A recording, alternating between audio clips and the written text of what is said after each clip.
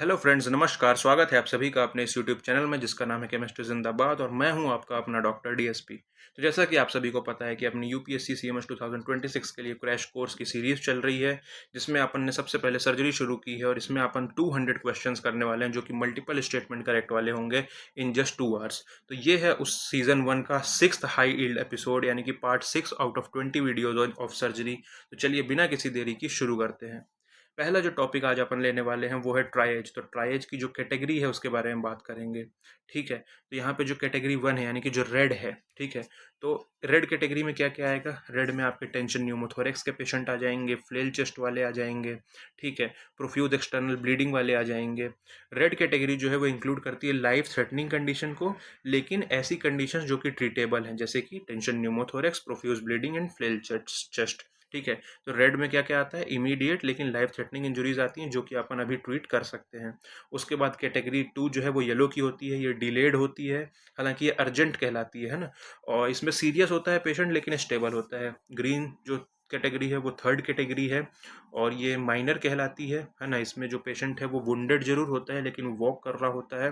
और green category में ही simple fractures आते हैं। ठीक है, तो जो सिंपल फ्रैक्चर्स हैं वो यूजुअली या तो येलो हो सकते हैं या फिर ग्रीन हो सकते हैं। तो सिंपल फ्रैक्चर्स आपके यूजुअली येलो या ग्रीन कैटेगरी में आते हैं लेकिन वो रेड में नहीं आते हैं। और चौथी जो कैटेगरी है वो ब्लैक की होती है, जिसमें अपन एकदम मतलब एक्सपेक्टेंट या फिर डिसीज्ड होता है पेशेंट आपका, है ना, तो ये कैटेगरी 0 होती है और ये लास्ट प्रायोरिटी होती है। नेक्स्ट जो अपना टॉपिक है दैट इज एक्यूट कोलेसिस्टाइटिस। तो इसकी ग्रेड 3 यानी कि सीवियर वाले पार्ट की अपन बात करेंगे कि ऑर्गन डिस्फंक्शन में क्या होता है। तो जो टोक्यो गाइडलाइंस हैं वो डिफाइन करती हैं ग्रेड 3 को by the presence of any organ dysfunction. For example यहाँ कार्डियोवास्कुलर डिस्फंक्शन हो सकता है जिसमें डोपामिन की जरूरत पड़ती है मोर देन 5 माइक्रोग्राम पर केजी पर मिनट, या फिर रीनल डिस्फंक्शन भी हो सकता है जिसमें सीरम क्रिएटिनिन जो है वो बढ़ा हुआ है आपका मोर देन 2 मिलीग्राम पर डीएल। हेपेटिक डिस्फंक्शन भी हो सकता है जिसमें आईएनआर आपका मोर देन 1.5 होता है। न्यूरोलॉजिकल डिस्फंक्शन हो सकता है जिसमें डिक्रीज लेवल ऑफ कॉन्शियसनेस होगी पेशेंट में। या फिर रेस्पिरेटरी डिस्फंक्शन भी हो सकता है जिसमें PaO2/FiO2 जो है वो लेस देन 300 रहेगा। तो कुल मिला के टोक्यो गाइडलाइंस जिसने डिफाइन किया है ग्रेड 3 को, तो वो ये बोलता है कि कोई भी ऑर्गन का डिस्फंक्शन हो सकता है, like CVS dysfunction, renal dysfunction, hepatic dysfunction, neurological dysfunction या फिर रेस्पिरेटरी डिस्फंक्शन। फिर नेक्स्ट जो टॉपिक है दैट इज ब्रेस्ट लंप के बारे में। तो ब्रेस्ट लंप में जो अपन ट्रिपल असेसमेंट करते हैं तो उसमें क्लिनिकल एग्जामिनेशन होता है, उसके साथ ही साथ रेडियोलॉजिकल एग्जामिनेशन होता है और हिस्टोपैथोलॉजिकल एग्जामिनेशन होता है। ठीक है, तो रेडियोलॉजिकल इमेजिंग में अपन अल्ट्रासोनोग्राफी भी कर सकते हैं या फिर मेमोग्राफी के लिए भी जा सकते हैं। हिस्टोपैथोलॉजिकल असेसमेंट जो होता है उसमें अपन एफएनएसी करते हैं या फिर कोर बायोप्सी के लिए जाते हैं। ये पार्ट नहीं होता है। ठीक है, कौन पार्ट नहीं होता है इनिशियल डायग्नोस्टिक का? तो इनिशियल डायग्नोस्टिक ट्रिपल असेसमेंट का part sentinel lymph node biopsy को नहीं माना जाता है। ठीक है, नेक्स्ट है अपने पास क्रॉन्स डिसीज। तो क्रॉन्स डिसीज के एक्स्ट्रा इंटेस्टाइनल मैनिफेस्टेशंस की अगर मैं बात करूं जो कि रिलेटेड होती हैं डिसीज एक्टिविटी के साथ, तो उसमें क्या क्या आ जाएगा? तो उसमें आता है इरिथमा नोडोसम, उसमें आता है पायोडर्मा गैंग्रीनोसम और उसमें आते हैं एप्थस अल्सरेशन। ये सारे के सारे जो मैनिफेस्टेशंस हैं दे आर ऑलवेज और often parallel intestinal disease activity in Crohn's disease.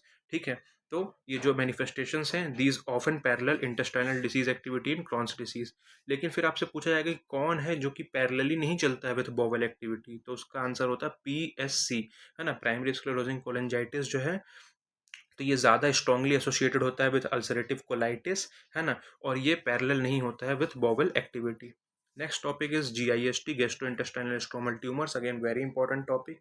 तो इसमें जो 50% केसेस होते हैं वो अराइज करते हैं फ्रॉम द स्टमक। ट्यूमर्स जो होते हैं यहाँ पे वो मीजेनकाइमल ओरिजिन के होते हैं। ये रेयरली ही स्प्रेड करेंगे वाया लिम्फेटिक्स और प्रीडोमिनेंटली हिमेटोजिनस इसका स्प्रेड होता है या फिर पेरिटोनियल सीडिंग के थ्रू ये स्प्रेड करते हैं। और जो जिस्ट होते हैं दे आर सेंसिटिव टू इमेटिनिब। तो की पॉइंट्स की अगर बात करूं तो ये मोस्ट कॉमन मेसेनकाइमल ट्यूमर है GIT का। स्टमक में 50% केसेस अराइज करते हैं और फिर आपका आता है स्मॉल इंटेस्टाइन और फॉलोड बाय अदर ऑर्गन्स। ये सी किट या फिर CD117 पॉजिटिव होता है। और एडवांस्ड और अनरिसेक्टेबल केसेस में अपन इमेटिनिब का इस्तेमाल करते हैं जो कि एक टारगेटेड थेरेपी होती है फॉर जिस्ट। नेक्स्ट टॉपिक है आपका एचलासिया। तो एचलासिया में अपन ट्रीटमेंट कैसे करेंगे, तो अपन न्यूमेटिक डायलेशन कर सकते हैं with 30 to 40 mm of balloon. Healers मायोटोमी भी परफॉर्म की जा सकती है, बोटुलिनम इंजेक्शन देख सकते हैं अपन बोटुलिनम टॉक्सिन का। लेकिन यहाँ पे बीटा ब्लॉकर्स नहीं देते, तो आपको कंफ्यूज कर सकते हैं क्योंकि इसमें कैल्शियम चैनल ब्लॉकर्स दिए जाते हैं या फिर नाइट्रेट्स देते हैं अपन। Sometimes this is used for medical management, तो बीटा ब्लॉकर्स नहीं दिए जाते हैं। एचलासिया जो है उसको अपन कैसे ट्रीट करेंगे, उसको अपन ट्रीट करेंगे by disrupting the lower oesophageal sphincter. कैसे कैसे कर सकते हैं अपन, न्यूमेटिक डायलेशन कर सकते हैं, सर्जिकल मायोटोमी कर सकते हैं, या फिर बोटॉक्स इंजेक्शन दे सकते हैं। ठीक है।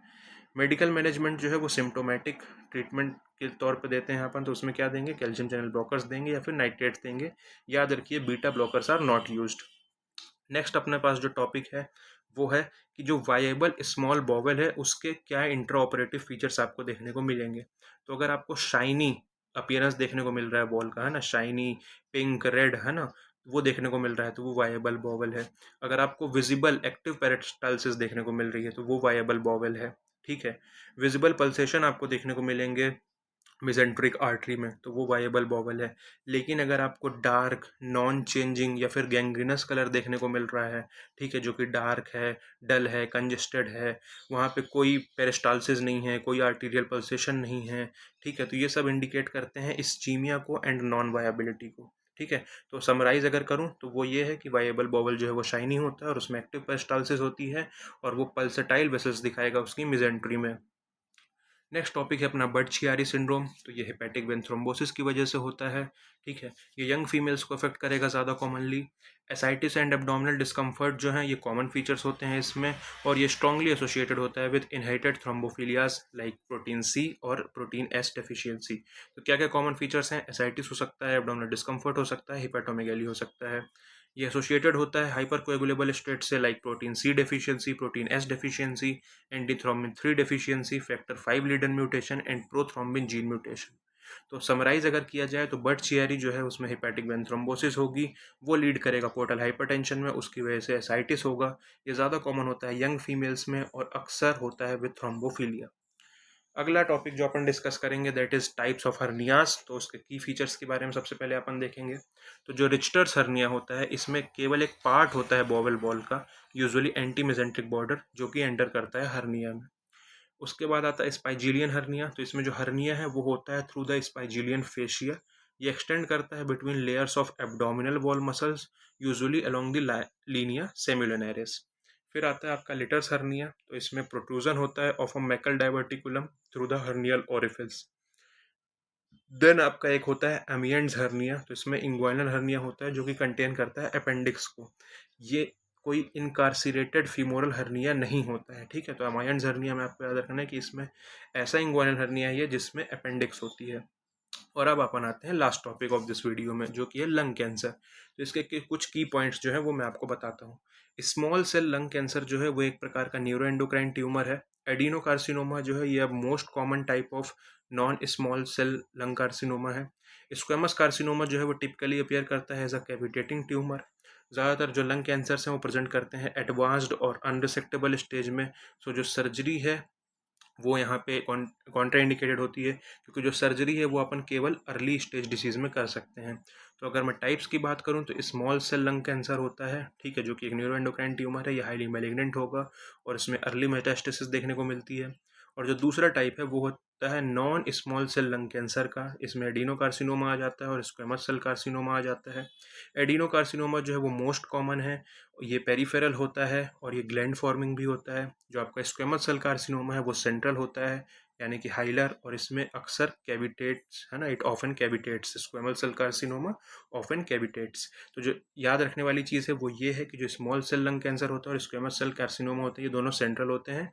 एडिनोकार्सिनोमा आपका पेरिफेरल होता है।